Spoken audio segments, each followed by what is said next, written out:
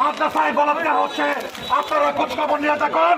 এই মাদ্রাসার বলাৎকার বন্ধ করতে হবে, কারণ ওই মাদ্রাসায় আমার সন্তান, আমার এক ভাইয়ের সন্তান পড়াশোনা করে।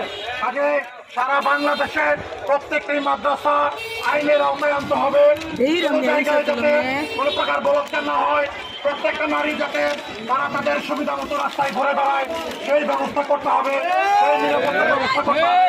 পরিশেষে আজকে যারা এই আয়োজনটি করেছেন, এই ব্যবসায়ী ছোট ছোট ছেলেরা মিলে আজকে যে আয়োজন করেছেন, সেই সাবিনিশাল গ্রুপ সহ আজকের এই গ্রুপের রবিন আয়ুব সহ যারা এই অনুষ্ঠানটি আজকের এই মানববন্ধনটি আপনারা ব্যবস্থা করেছেন, আপনাদেরকে রোজার মাসে ধন্যবাদ দিব না।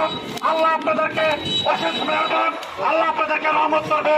আমরা বিচার চাই, ধর্ষকের ফাঁসি চাই, আইন পরিবর্তন করে ধর্ষকের ফাঁসি চাই, ফাঁসি ফাঁসি ফাঁসি চাই, ধর্ষকের ফাঁসি চাই, ফাঁসি ফাঁসি ফাঁসি চাই, we want justice, we want justice, ধর্ষকের ফাঁসি চাই, ফাঁসি ফাঁসি ফাঁসি চাই। ঈদের মার্কেট আমরা আর দেরি করবো না। আমি রাহাতকে বলবো, রাহাতের বক্তব্যের মধ্য দিয়ে আজকের এই মানববন্ধন শেষ হবে।